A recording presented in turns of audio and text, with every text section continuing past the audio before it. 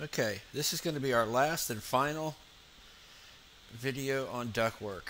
And what I've decided to do is I'm going to finish this up. I'm going to just show you a couple more things here. We're going to show you some things about grills. And then in the next video, we'll move on to some piping, just the fundamentals. And what I've decided to do is I'll do some follow-up videos as quick reference type videos. And we'll go through each one of these fittings in each one of the videos, and you can use those as quick references, and that way we won't I mean, we could go on for days as far as these fittings go and everything. So let's just finish this up. We'll get into some grills, registers, and I think what we'll do is we'll modify this transition right here, and we'll show you this little nested fitting. It's pretty obvious what we're going to do there, but there's something you need to know there. So anyways, let's start out. I have to lower this. Here's the thing. Somebody asked me the other day about how I turn this off and on. And this is the collision check. You can see that's colliding with that steel. And the way you do it is I have a little button that I made down here. But this is the command to turn it off and on. It's collision detection. And you can come in here and you can change the color and you can turn it off and on. So in other words, if you typed in C, I like to use that color because I don't have any duct that I'm using in that color, and that's something you really want to choose, is to choose a color that you're not using in duct so that it sticks out. But you can change it to any color you want, and you can turn it off and on.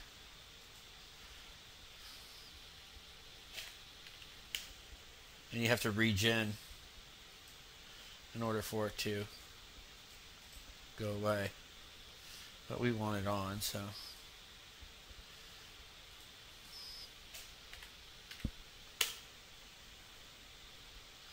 And we'll just regen all. There we go. And the reason I like to have it on is so I can see that, and plus you can measure. I mean, you can just come in here and you can measure from here to here, and you know exactly how much it's hitting, which is 10 1/8.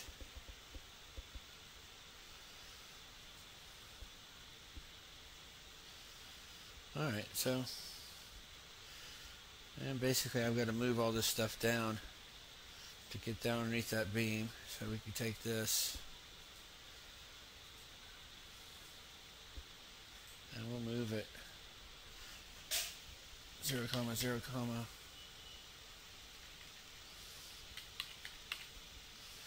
minus 12. Enter. And now we're no longer hitting the beam. Now we're going to have to make some offsets back around this. But what I'm just trying to show you is just a little quick thing on how to manipulate these transitions a little bit better, and then how to detail it. Duct fitting modify. We're going to come in here and we're going to go to that transition that I said it was probably the easiest one to manipulate. And we'll go to, and the easiest way to do that is to watch it in the ISO view. And, well, first we need to come down here. We know we moved it 12, but I like to check it.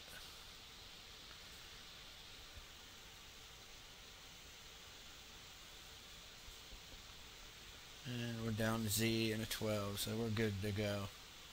So let's modify. We'll come to that one part, which is the second one down in the list. And we can come in here. We've got lots of options to mess with it. Let's move this over here so you can see it. We want to go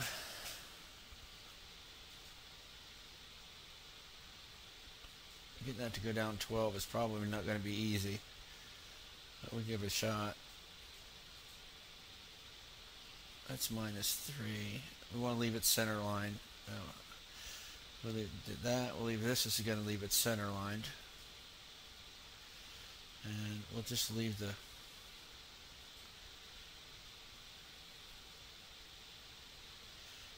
angle at 30 for now. Click apply, and let's see what we got there. And we'll come over here. We'll go distance from here to here. It's 10, so we need to go down 2 more. Duct fitting modify. So you can come in here. You could do a -4.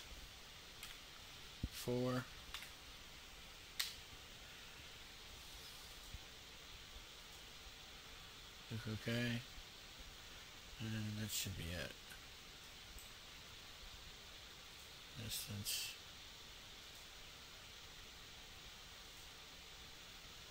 That's 12. Now we ended up just straight on one side. You might want that. Well, no, that's going to be a little radical. Duct fitting modify.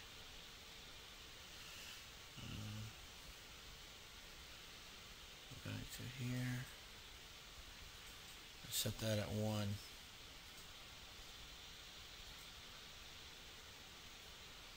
It's going to kick it over. -1.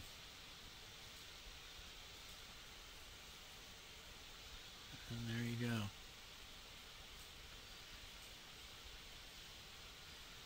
And if you want to make it a little bit longer, and that would be determined on, well, let's go look at that real quick. And we'd come in here, we could merge, or we could drag this. Right. And we assume that these are 6 and 6. We could take and we could go duct length, merge, click apply. Then you come in here and give it a length. Duct length. Click apply. So I would say we could leave it right there and we can make that up in that elbow. Right there. There's no need to make that any longer. So now to let your fabricator know, you just need to come in here and give him some information. Come into here to here. So we want it 26 inches long, and we know that the top is going down 12. And we can check it again just to make sure. I really wish this program did this for you, but it doesn't. 12, and then we can just come in here. Now, no matter what your fitting is doing, there's no need to give them any other information than what the top is doing. Most of those burn table programs, that's all they want to know is what the top is doing, and it will do the calculations of what the bottom is doing. So, I mean, there's no reason to come in here and go top down 6 and bottom down 1, and there's no need for it. And you could just go top, down, oh, top, 12 inches. Click OK. And you probably don't need that. You can just go like that.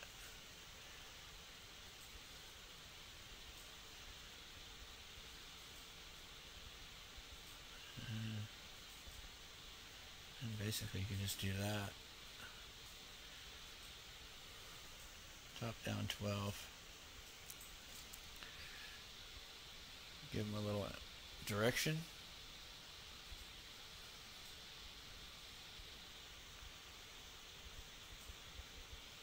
And you're done.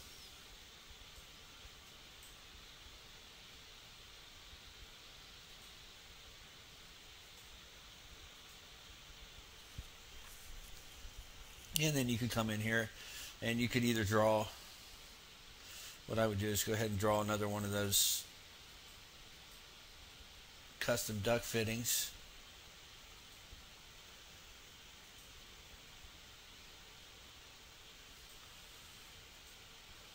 I'll show you how quick you can do that. HAC, custom duct fitting, create. And make sure we've got the right type. Medium pressure. Click OK. Next. Yes, we want to react. There we go. It was the wrong kind, but you got the picture. And then you could just detail that out with veins and lengths. So basically, that's how you want to do those transitions. They're not that difficult. You just got to kind of tweak them back and forth. And then sometimes you get some that are stubborn, and they just won't work, especially if you're going down and over. And let's say if I was going way over here and down, and it might be easier just to draw it with a 3D polyline. So let's go over here. Let's just do this real quick. These nested fittings, which I don't like to use except for where I have to, and it looks like we're going to have to here. And this is pretty basic stuff. You want to come in here, you want to measure this, and you know that it's 50 inches and that we're 18 inches deep. So you just need to come in and draw a duct. Now you're not going to have a connection here. You won't be able to do any calculations, or you won't be able to, if you move something on either side of this, it's not going to move with it.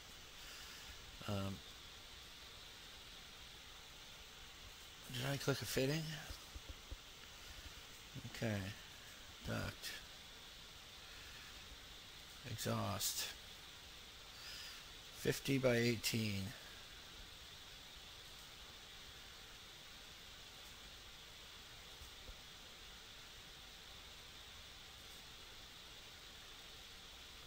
By 18. And I would just draw this out here and drag it over.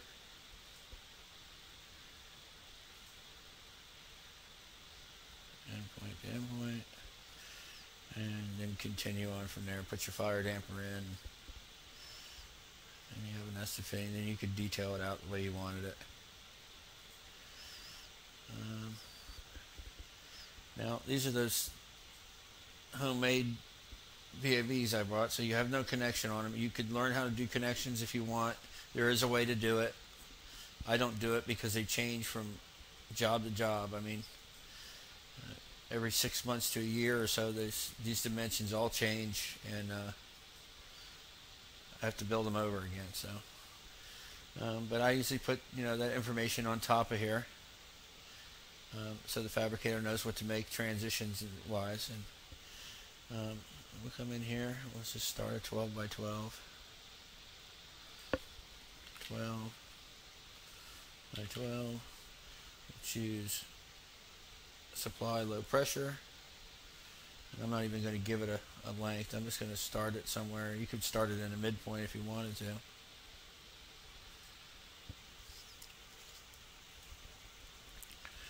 And then you could just drag it to wherever you wanted it.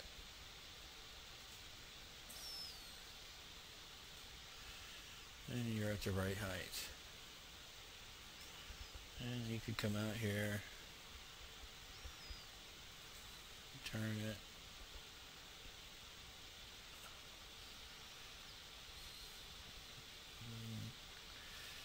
Let's see if we can connect to that one over there. Then we reduce down to 10 inch, I think it is. And we could go to round. Go to 10. And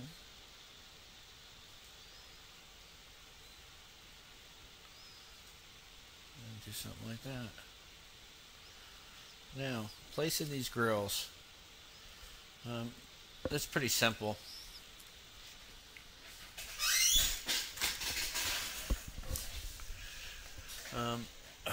I brought a little piece of, I didn't have the ceilings in here, so for clarity, but there's a couple different ways. I always just do add select. I have these already placed on my drawing somewhere, and I'll just add select them instead of going in here and picking one every time. But you can come in here, diffuser, come in here, you want 24 by 24, and you could give it a height right here if you wanted it. Probably easiest way to do it. That's the way I do it now. You come in here and give it a size, 10 inch. connection type. Doesn't have it on, and that's the only options you got. And you could just come in and find a spot where you wanted it. If you snap to something, you're going to lose that height. So I just kind of eyeball it. Now you can flip these around and it'll give you a preview. You can drag it. If you just drag it where you want it and just click, boom, it's in. And you should be at the right height. Another way you could do it is just go copy,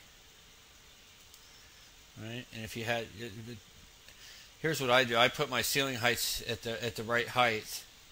I elevate them, even though they're straight lines or hatches. And then you could just click to the corner, and you should be at 9 foot if you're.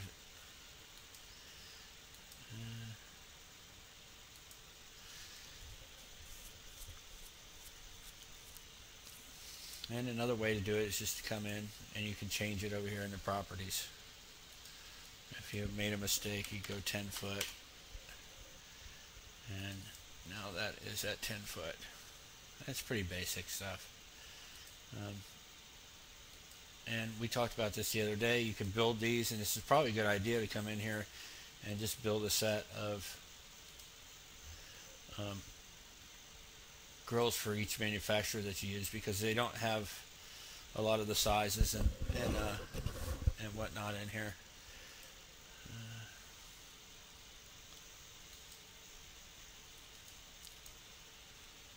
So that's it with those. Cancel. What that allows you to do, let me just show you real quick. I don't know if I showed you the other day or not. But you can come in here and give all the different sizes that are not in there. And you can go through the Titleist catalog and put the name and description on there, and just put everything that's in there, and then that name, it'll show up when you go to pick a grill. It'll show up in this right here. It'll show up in there. Alright. You do have linear diffusers. Let's see if we can find that in here.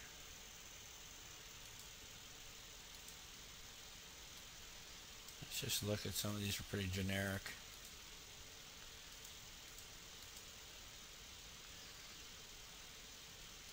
Lure face. There's a 24 by 24. There's a big old round one. I've never used any of those.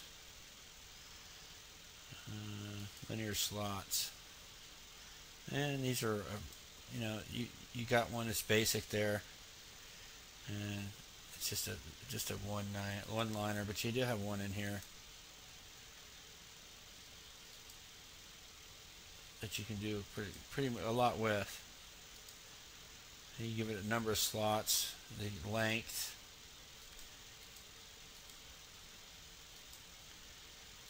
and number of slots up to 8. And the slot width. You can get pretty close to manufacturer specs with those. That's pretty much all you need. And you put your airflow in there if you were using the tags or you're doing calculations.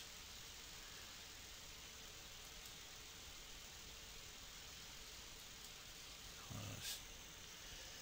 Let's see, what else?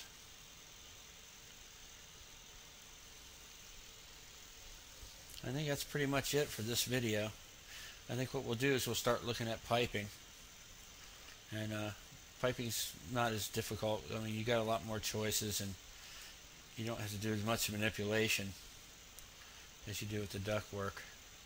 And like I said, I'm going to go into detail on each of those fittings, and I'll probably do some references on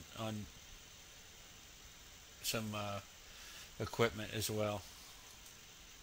Just kind of follow up. Alright, we'll see you in the piping video.